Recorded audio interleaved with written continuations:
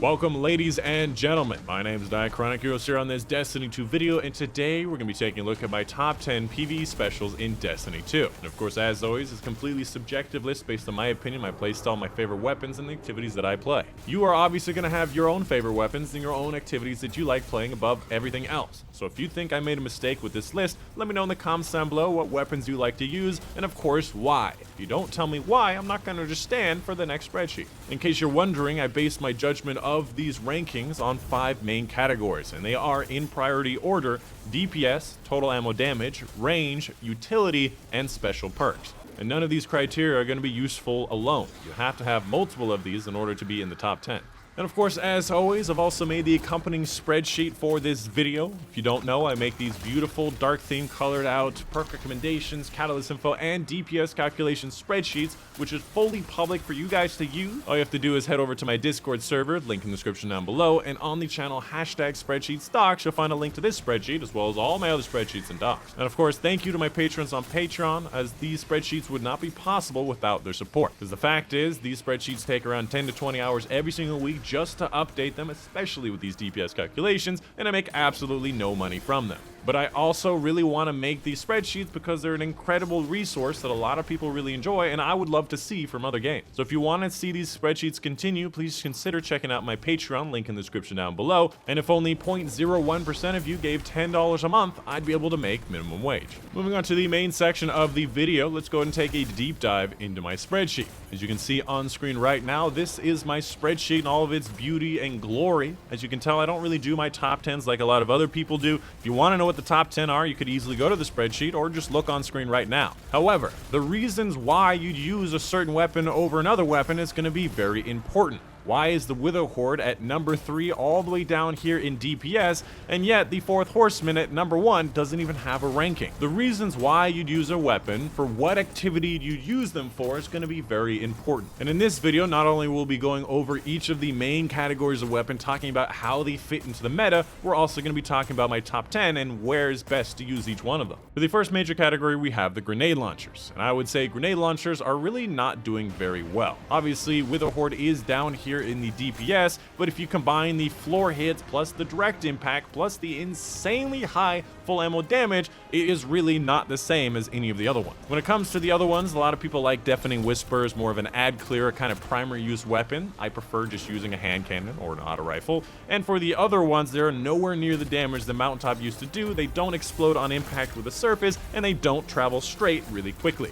So in my opinion, they're not really that great. The next major category, we have the snipers, and pretty much every single sniper outside of Ignigis and Cloudstrike, in my opinion, is very useless. You have very poor DPS, very poor total ammo damage, and they're also difficult to use because they have to get a headshot to get anywhere near their DPS need. The biggest upside is that you can do it at maximum range, which is a very safe option, but sometimes it's just not enough. In my opinion, they need to reverse the nerfs that we received in Season of the Worthy, because before in Shadowkeep, they were all usable. Ignigis was the only real problem. We'll talk more about Ignigis and Cloudstrike in a little bit. The next major category, we have the fusion rifles, in between the range and DPS of shotguns and snipers, meaning they're decently safe to use with decent total ammo damage and maybe an averaging DPS. However, in a lot of situations, they're just not enough to make most people want to use them. However, I will say that they are fairly underrated, and I would highly recommend giving them a try because some of them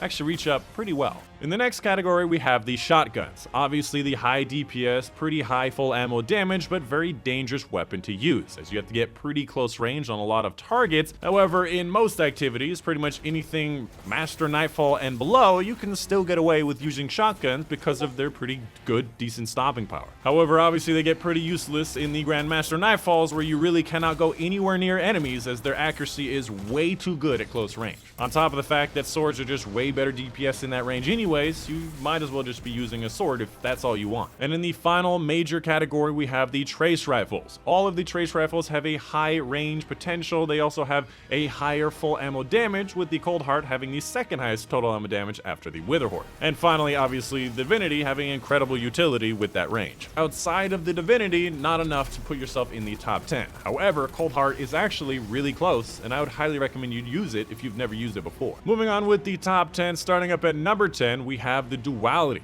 a new weapon that we actually get from the current season pass that actually did pretty well in my testing and in function. Now, there's actually a lot to unpack with this weapon. If you want to see my full review of this weapon in both PvE and PvP, I made a video about it a few months ago. Please check that out if you're more interested. Now, what separates this weapon from all the other slug shotguns in the game are a lot of things, and they are as follows. Firstly, it has a higher impact value than any of the other 65 RPM slug energy shotguns. For some reason, it's just higher. Secondly, it reloads all of its shells in one instead of reloading one at a time. Thirdly, it has a higher magazine size, which is always useful for DPS. Fourthly, it also has some cool perks, including on black wings, giving you damage bonuses just by getting kills. And fifthly, it's versatile, allowing you to do buckshot blind shots or get slugshot headshots. Coming up at number 9 today, we have the Lord of Wolves, a weapon that I consider to be highly underrated and highly underused. Not only does it have some pretty high DPS, it has some pretty high full ammo damage, and it, of all the shotguns, has probably the highest range that any shotgun has.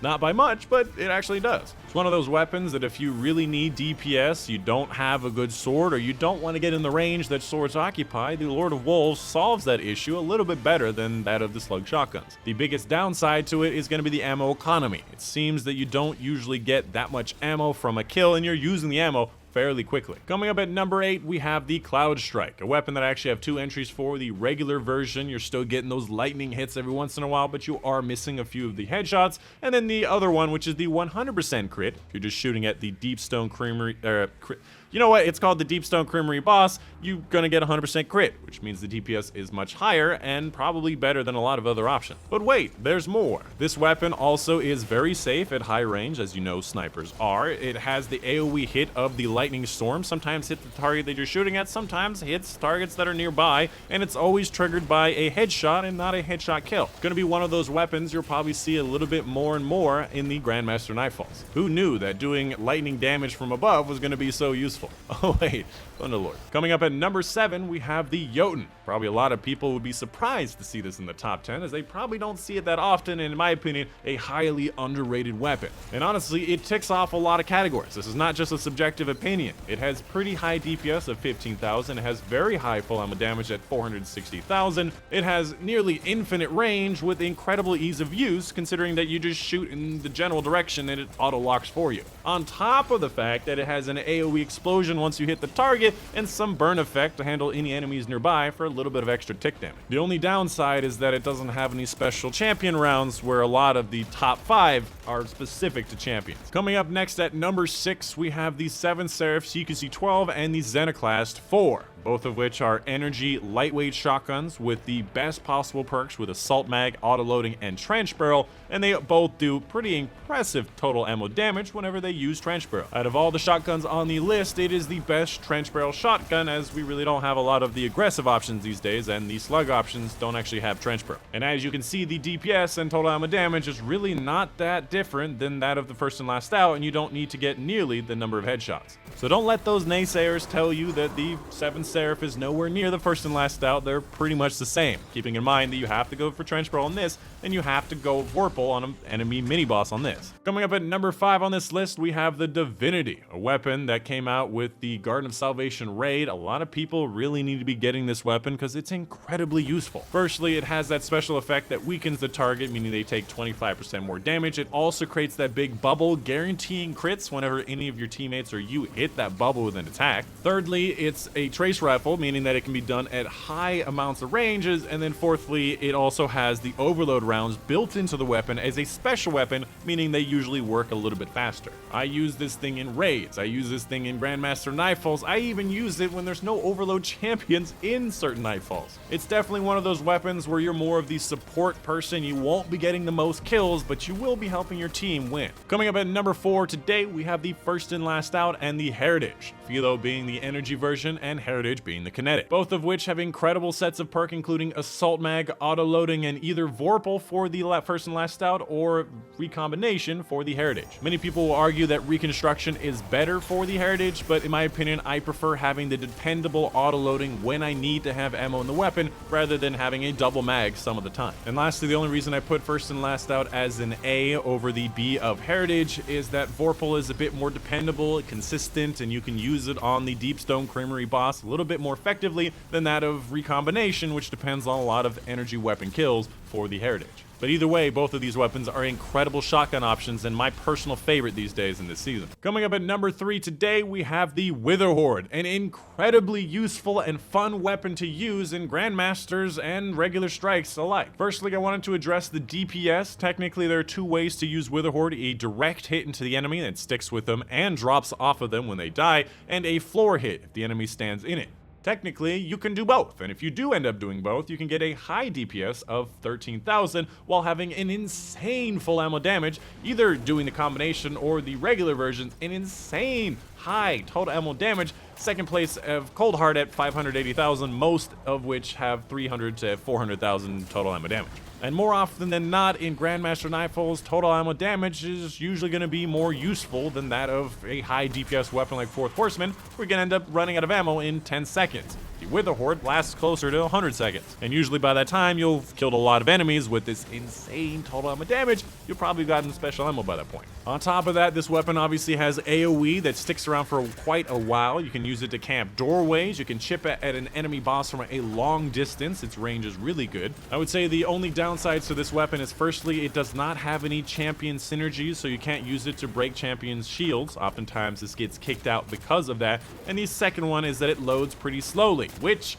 the Catalyst solves with auto-loading. Auto-loading, obviously, as I mentioned, at infinitum, is an incredible perk to have on specials and heavies, and this weapon especially so. If you have this weapon, you owe it to yourself to get that Catalyst. Auto-loading is way too good. Coming up at number 2 on our top 10 today, we have the Ignigis Burden, an incredibly useful weapon that I use in Grandmasters all of the time. And when it comes to burst damage, this is so far and above everything else, including the Borealis double damage. It does double the damage in one shot than that. So when it comes to burst damage, this is your cannon. Now, obviously, there are weapons like the Fourth Horseman that have better DPS total, but when it comes to firing one shot, then reloading for 3.4 seconds, this is the king of burst. Now, how is it that the Ignigis Burden has such a high DPS, a high full ammo damage, when all of the other snipers are all the way here at the bottom, including the regular Ignigis Burden? Now, there are a lot of factors. Firstly, ×4 honed edge technically does more than 4 times the damage that you do with a regular single shot. The Catalyst also adds in an extra 20% damage to that ×4 honed edge. Secondly, you don't take the time to fire all 4 of those shots. You're only taking the time to fire 1 shot at a time, usually meaning you can also be more accurate. I would say the only downside to this weapon is that I'd only really use it in a Grandmaster Nightfall, because in Grandmasters you have a high need of killing champions as quick as possible, as they get their health very, very quickly. If you stun a barrier champion, put a div on him, 2 Ignagi ×4 shots will just kill him outright, which is very strong and very quick. Outside of Grandmasters, it's just a bit more difficult to use since it's a long-range sniper, it's a single shot at a time, you may not need that level of damage. And finally, coming up at number 1 in this top 10, we have the Arianas Vow, the only weapon in this entire list of weapons to hit on all 5 categories that I mentioned at the beginning. Firstly, its DPS at 17,000 is a very high DPS, almost top 10 in the game. Secondly, full ammo damage, 430,000, is some of the highest in the game as well. Thirdly, its range is nearly sniper range while also being usable in close range, which is really nice. Fourthly, its utility with barrier rounds for Grandmaster stuff is very useful considering it's a special weapon and it has the champion rounds, meaning you can have a better combination of weapons. And fifthly, its perks are out of this world. With its Catalyst, it gets 3 more in the magazine and it gets auto-loading. And as I've said so much before, auto-loading is the king when it comes to specials and heavies. And especially so for the Arianas Vow, where you need a specific type of barrier champion rounds. Whenever a barrier puts up his barrier, you know you have ammo in the weapon. You're not going to pull out a barrier weapon, have only 2 shots, and then let the barrier champion recharge his whole health. When you put that thing in your pocket while using a primer or heavy, you know when you pull it back out, it has ammo. And this may be a simple or a small part of this weapon, but it helps so much in Grandmasters you will not believe. So TLDR about the Arianas Vow, it's easy to use, it does great damage, both total ammo and DPS, has great utility, it's got great perks, and you can use it anywhere from patrol